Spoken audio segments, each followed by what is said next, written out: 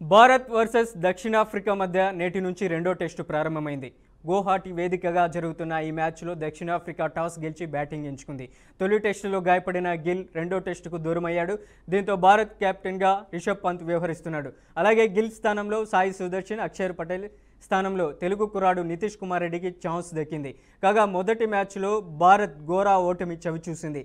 ఒకవేళ ఈ match draw అయినా కూడా దక్షిణాఫ్రికాని 1-0తో సిరీస్ను గెలిచే అవకాశం ఉంటుంది. ఇలాంటి తరుణంలో భారత్ ఆచితూచి ఆడాల్సి ఉంటుంది.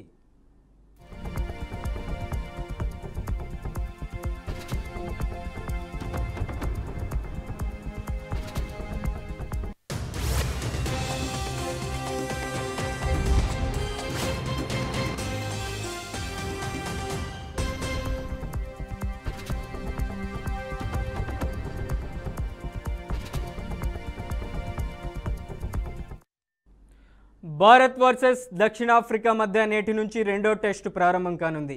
గౌహటి వేదికగా జరుగుతున్న ఈ మ్యాచ్లో దక్షిణాఫ్రికా టాస్ గెలిచి బ్యాటింగ్ ఎంచుకుంది. తొలి టెస్టులో గాయపడిన గిల్ రెండో టెస్టుకు దూరమయ్యాడు. దీంతో భారత్ కెప్టెన్గా రిషబ్ పంత్ వ్యవహరిస్తున్నాడు. అలాగే గిల్ స్థానంలో సాయి సుదర్శన్, ఇక అక్షర్ పటేల్ స్థానంలో తెలుగు కుర్రాడు నితీష్ కుమార్ రెడ్డికి ఛాన్స్ దక్కింది. కాగా మొదటి మ్యాచ్లో భారత్ ఘోర ఓటమి చవిచూసింది. ఒకవేళ ఈ మ్యాచ్ డ్రా అయినా కూడా దక్షిణాఫ్రికాని 1-0 తేడాతో సిరీస్ గెలిచే అవకాశం ఉంది. ఇలాంటి తరుణంలో భారత్ ఆచితూచి ఆడాల్సి ఉంటుంది.